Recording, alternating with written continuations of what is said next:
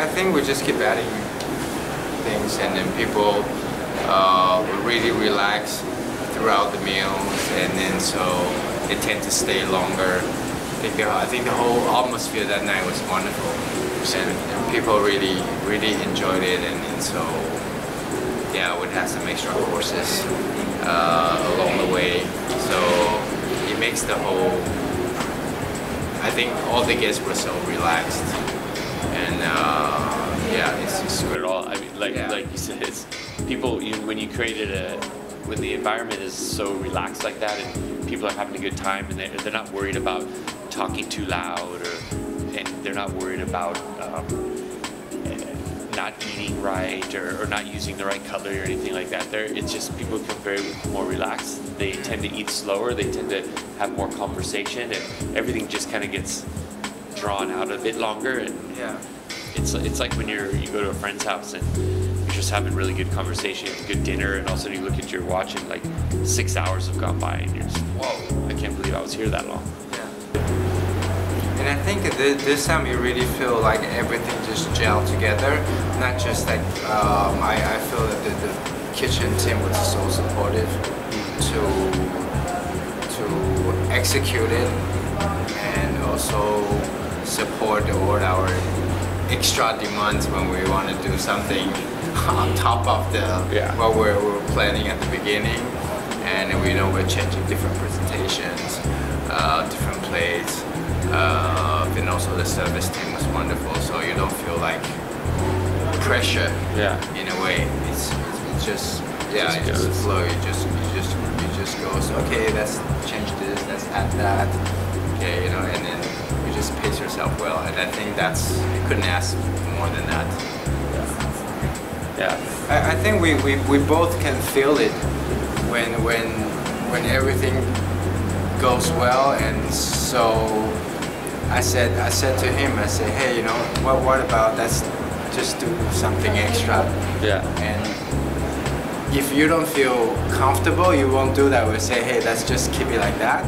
But that night, we just, you know, in the afternoon, we know that, okay, the team can totally take it, and we could have the ability to add something extra and just have more fun out of it. And you say, yeah, why not? You know, let's do this. Let's add that.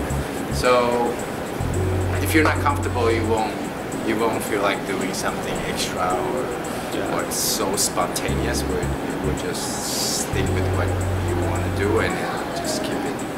You won't take the risk. So that was good. Well, I think the whole idea of why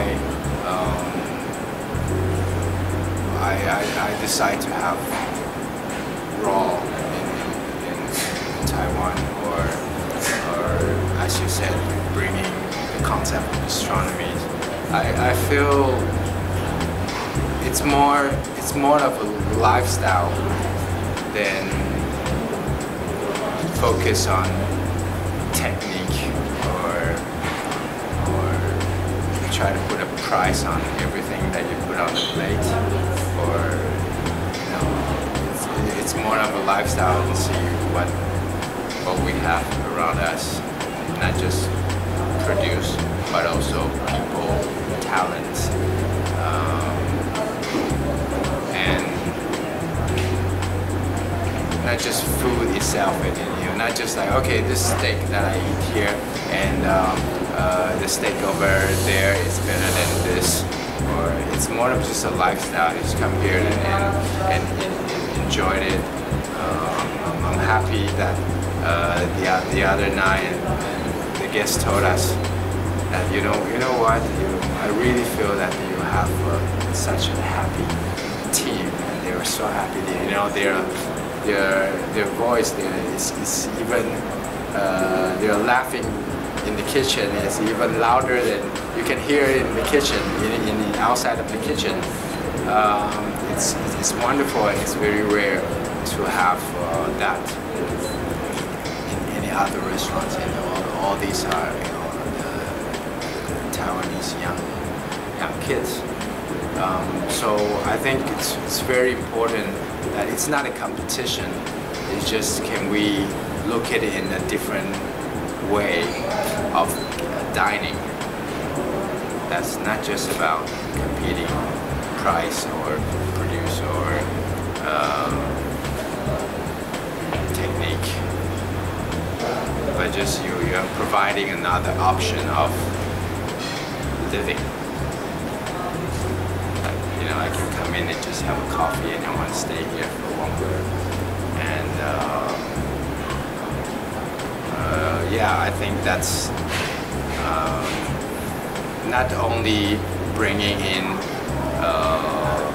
introducing astronomy concept to Taiwan, but I guess it's more of how you see life, how we start to it's kind of a reminder for us that, you know, we could enjoy food without calculating everything what we eat, or say, oh, you know, the sauce was not straight, or you know, without calculating. It's kind of a reminder that, you know, we could just have fun and eat well, or we could just, you know, speak a little bit louder and yeah, just kind of a reminder for us to, we should have just enjoyed the way of living. So having raw or bringing in the concept of astronomy, it's just providing another option of dining or lifestyle, I would say. It's something that in Denmark doesn't, that term doesn't really exist.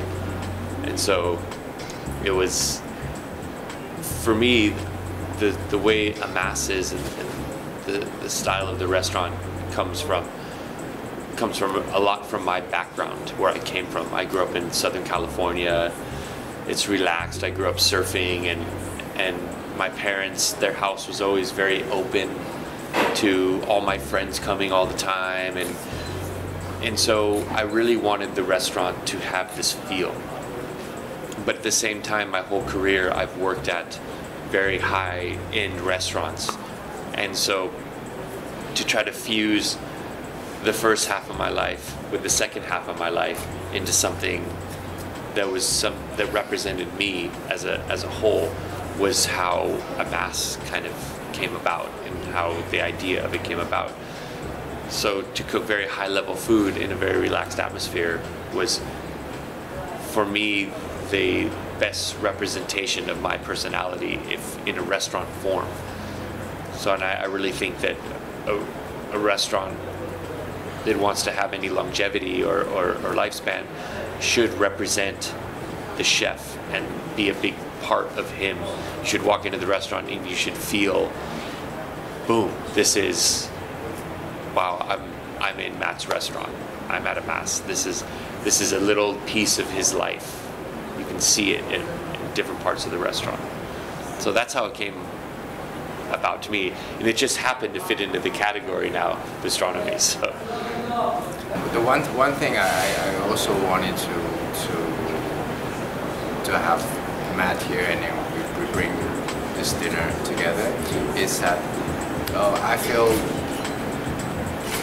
there are a lot of, in Taiwan we have a lot of, we always want to give something a name, or a category, or like how many Michelin star dinner, you know. And so for once, can we just not talking about it, and so people will focus on enjoying the experience. You know, there's so many people that night were talking about, oh, you know, wow, it's better than what restaurants that I've been to, you know, and how many Michelin stars dinner that I had. So in a way that I want people to really just focus on, and especially in Taiwan, you know, it's been something that very important. So that it's already overcome what's really on the plate, or do we really enjoy it? So I would still want to bring that out. That's the ultimate goal, that people don't want to leave, and they want to spend more time here. They want to enjoy the dinner and the whole evening. We're talking about, wow, this dish and that dish. Yeah, I just want to reinforce it, and it's like, I keep saying, it's like a reminder that we forgot how to enjoy a meal. Yeah, we just start to become very calculating and say, oh, okay, this is a 2-star level. That's more important. Exactly. We talked earlier about, we always want to compare something to something else. Why can't you just enjoy it for what it is? I think that's exactly, because if you start comparing things together, then it's never going to live up to what it is, or you're never going to experience it for what it really is, because you're always trying to think about something else while you're experiencing it. So why can't you just go to a place, forget about every other experience you have, and experience the moment that you're in and what's happening around you at that moment? It's a commitment. It's not a physical thing.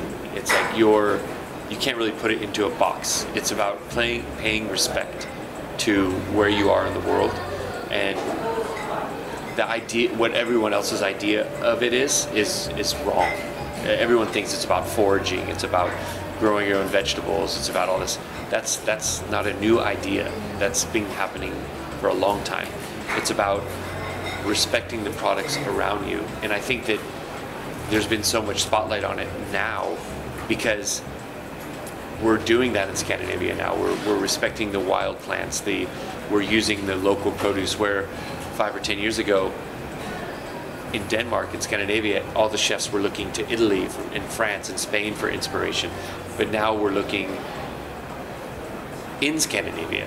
We're looking within ourselves as opposed to looking for something else or be inspired by something else. So new Nordic cuisine to me is something that is practiced around the world, but it's about respecting the products around you and the time that you're in, and using and adapting to the seasons and using them as you should in New York that you get in Scandinavia. Second of all, if you do get those products, you're going to have them come over from Scandinavia, which there is completely a contradiction to using the products around you, which is the base of the cuisine. So it can't exist outside. Right. Outside. Right. You should take that idea and then apply it to what is available here, to the people, the culture, the produce, of course, and the seasonality. I guarantee you, I 100% guarantee you, if I ever went back to the States and opened a restaurant, people would call it New Nordic, regardless of what I do, even if I did Italian food or something. just because I've worked there for so long, and people want to put stuff in a category, and they want to categorize things. And we've talked about it a lot over the last couple of days, that cuisine these days is not so much Italian, French, Spanish, or New Nordic. It's become a much more personal thing. And you said it earlier today while we were talking about how people look at a dish now and go, oh, that's very Michel Bras, or that's very Alain Ducasse, or that's very André Chiang. So the cuisine has become much more personalized now. It's not about being a certain type of cuisine. It's about the personal expression of the chef themselves. I think in some parts that it's talking about the same things, Well, New Nordic cuisine, obviously that movement started from Scandinavia, or you have gastronomy started from Paris.